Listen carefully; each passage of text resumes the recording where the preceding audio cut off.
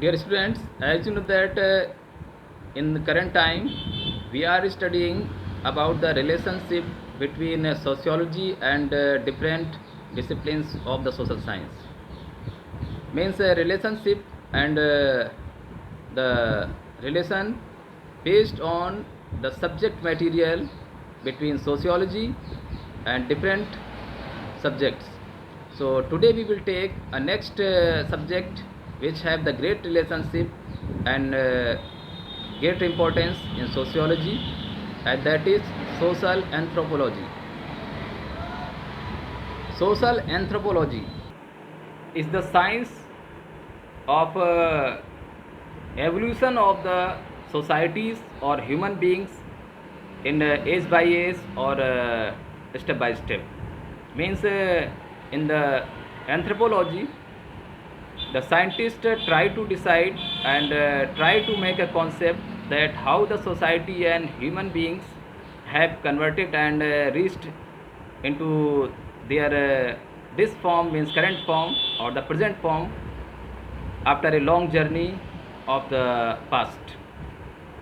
मतलब एंथ्रोपोलॉजी एक ऐसा सब्जेक्ट है, इसको हम लोग कह सकते हैं मानव विकास का सिद्धांत, और जहाँ पर सोशल एंथ्रोपोलॉजी इसका मतलब मानव के सामाजिक विकास का सिद्धांत या सामाजिक विकास। तो इसमें क्या होता है, मनुष्य ने अपने स्टोन एज से लेकर के, आपने पढ़ा होगा अर्ली मैन क्लास 6 वगैरह में, कि आदिमानव से जहाँ पर इंसान होमोसेपियंस के फॉर्म में शुरुआती दौर में, ये जो हंटर और गैदर के फॉर्म में था, एक शिकारी और संग्राहक मनुष्य था, वो पाषाण काल में पत्थरों से शिकार करके और पेड़ पौधों से प्राप्त जो भी चीज़ें हैं, गुड्स हैं, उनसे अपना पेट भरता था।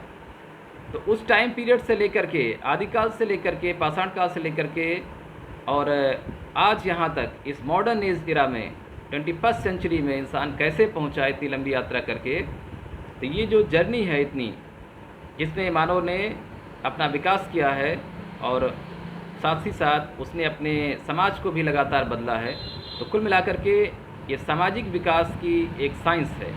Social anthropology is the science of social evolution and social reform in the different ages of the history. And it is very important that if you are studying the sociology, then you must have to the knowledge of the ancient societies, ancient structure of the families and ancient history of the human being. कहने का मतलब ये कि अगर आप sociology पढ़ रहे हैं तो केवल आप करंट की और इस समय जो चल रहा है दुनिया में, जो मॉडर्न सोसाइटी है, उसकी डायरेक्ट स्टडी करने से आपको सब कुछ समझ में नहीं आने वाला।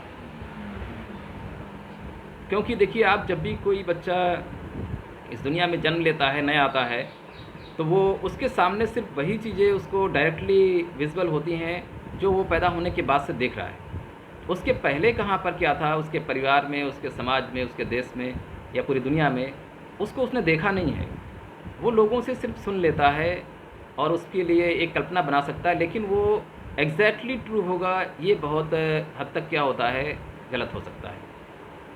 पुरानी चीज़ों को जब हम लोग दूसरों से सुनते हैं, आपने देखा होगा रामायण महाभारत की कहानियाँ और तमाम ऐसी चीज़ें हैं जो पौराणिक कथाओं में या लोगों के बीच में सुनी जाती हैं, भूत प्रेतों की कथाएँ, तो इन पर आप डायरेक्टली बिलीव नहीं कर सकते। उसमें बहुत कुछ चीज़ें ऐसी हैं जो मनगढ़ंत हैं, लोगों ने जोड़ तोड़ करके उनको अपने तरीके से दूसरे लोगों पर अपना प्रभाव जमाने के लिए या दूसरों को अपने अंडर में रखने के लिए बनाया है। तो ऐसे में सही क्या रहा है ये जानना बहुत ज़रूरी है। अगर कोई भी सोशियोलॉजी की स्टडी कर रहा है तो सिर्फ मॉडर्न सोशियोलॉजी और सोसाइटी की अंडरस्टैंडिंग काफ़ी नहीं होगी, इसके लिए उसे एंशियंट सोसाइटी के स्ट्रक्चर को, यहाँ तक कि हिस्ट्री में जो एंशियंट सिविलाइजेशंस हैं उनके पैटर्न को भी समझना होगा। और यही जो ह्यूमन बींग्स का और सोसाइटीज़ का कंटिन्यूअस चेंजमेंट है, इसी को सोशल एंथ्रोपोलॉजी में रखा गया है कि मनुष्य में लगातार जो परिवर्तन हुए हैं, उसके शारीरिक परिवर्तन, मानसिक परिवर्तन और यहाँ तक कि जितना भी ओवरऑल उसका आपको दिख रहा है स्ट्रक्चर, उसकी स्टडी आपको करनी पड़ेगी। ऐसे में एक सोशियोलॉजिस्ट साथ ही साथ हिस्टोरियन भी होता है, एक पॉलिटिशियन भी होता है, आप कह सकते हैं। बिल्कुल वो किसी अदर सब्जेक्ट से अनभिज्ञ है, उसे कुछ नहीं पता है, ऐसा नहीं है। यहाँ तक कि मैं तो ये समझता हूँ कि सोशियोलॉजिस्ट जो होगा वो दूसरों की तुलना में अदर सब्जेक्ट की ज़्यादा जानकारी रखेगा, क्योंकि समाज अध्ययन जो होता है ये अन्य विषयों के साथ में बहुत गहराई से जुड़ा हुआ है। अगर आप इतिहास को नहीं समझ पा रहे हैं तो समाज में जो परिवर्तन हुए हैं उनको कैसे किसी के सामने एक्सप्लेन कर पाएंगे और आप प्रूफ कर पाएंगे। क्योंकि मैंने आपको पहले ही कहा है, समाजशास्त्र सिर्फ एक विचारधारा नहीं है, ये सिर्फ सामने दिखने वाले समाज का मन गढ़ंत कोई स्ट्रक्चर नहीं है, स्टडी नहीं है।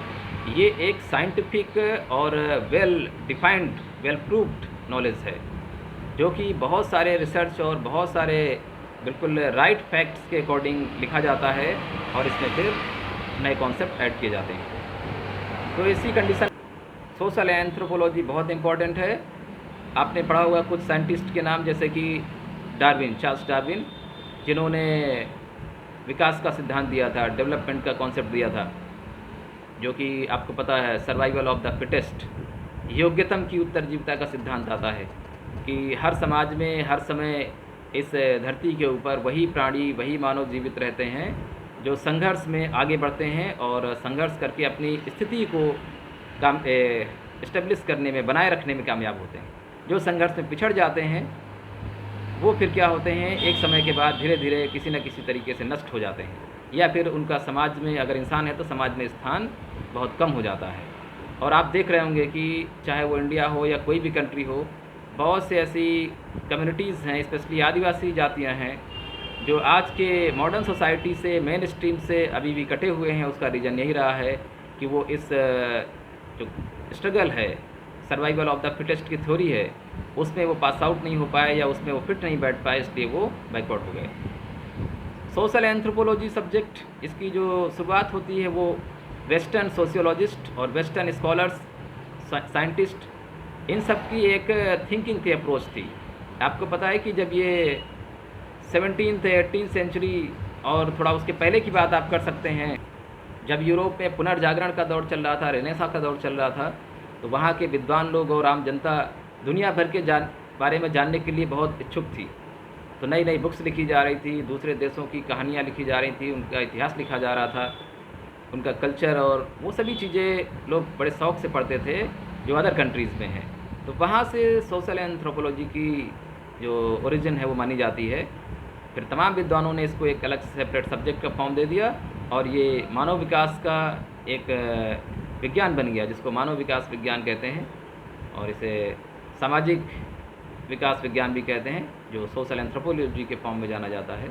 तो ये सोशियोलॉजी में बहुत इम्पॉर्टेंट है, और कहीं ना कहीं आपको बता दूं मैं कि ये सोशियोलॉजी के पैरेलल ही चलता है, क्योंकि जो भी सोशल रिफॉर्म्स हो रहे हैं, सोशल चेंजेस हो रहे हैं, वो सोशियोलॉजी का पार्ट हैं और साथ ही साथ वो सोशल एंथ्रोपोलॉजी का भी पार्ट है।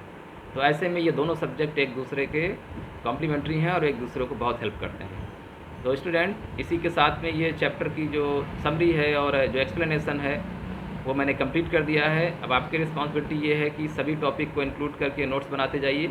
मैंने जितने भी टॉपिक और बुक में जो है मैटर, उससे भी कनेक्ट करके आप नोट्स फॉर्म करें। और आपको बता दूं मैं कि आप किसी भी टॉपिक का जो आंसर लिखेंगे या जो भी आप टॉपिक में मैटर लिख रहे हैं, वो इतना लिखिए कि आपके एग्ज़ामिनेशन में चाहे वो लॉन्ग आंसर हो या शॉर्ट हो या वेरी शॉर्ट हो, कहीं पर भी कम नहीं पड़ना चाहिए। तो आप ऑटोमेटिकली समझ गए होंगे कि हर एक टॉपिक में आपको एक्सप्लेन्ड वे में कम से कम 2 पेज 2.5 पेज तक लिखना है, जितना मैटर है उसमें। और आपको बहुत ईजियर रहेगा कि उससे अगर लॉन्ग क्वेश्चन आता है तब भी आप आंसर को ईजिली लिख ले जाएंगे, और अगर शॉर्ट आता है तो उसमें थोड़ी सी काट छाँट करके आप आंसर फिर लिख लेंगे, और वेरी शॉर्ट तो ऑब्वियसली बन ही जाएगा। तो ये राइटिंग का पैटर्न है। अगर आपको फिर भी कोई प्रॉब्लम आ रही तो मैंने आपको शायद कुछ क्वेश्चन आंसर्स भेजे हैं, उनसे आप चेक कर सकते हैं, या फिर मैं आपको और भेज दूंगा तो उससे आइडिया लग जाएगा। आंसर आप पैराग्राफ में भी लिख सकते हैं, लेकिन जो बेस्ट मेथड है आपकी अंडरस्टैंडिंग के लिए और फ्यूचर में रिवीजन के लिए भी, तो वो पॉइंट्स में आंसर को लिखने की कोशिश कीजिए।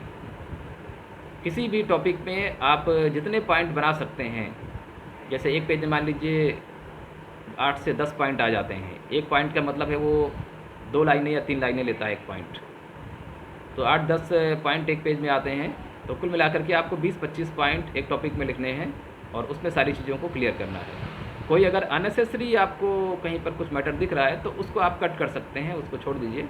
लेकिन मेन टॉपिक और हर वो इम्पोर्टेंट चीज़ जो आपको लगती है कि नहीं ये मेरे लिए और इसकी स्टडी मस्ट है, तो उसको आपको नोट डाउन करना है। Okay, thank you.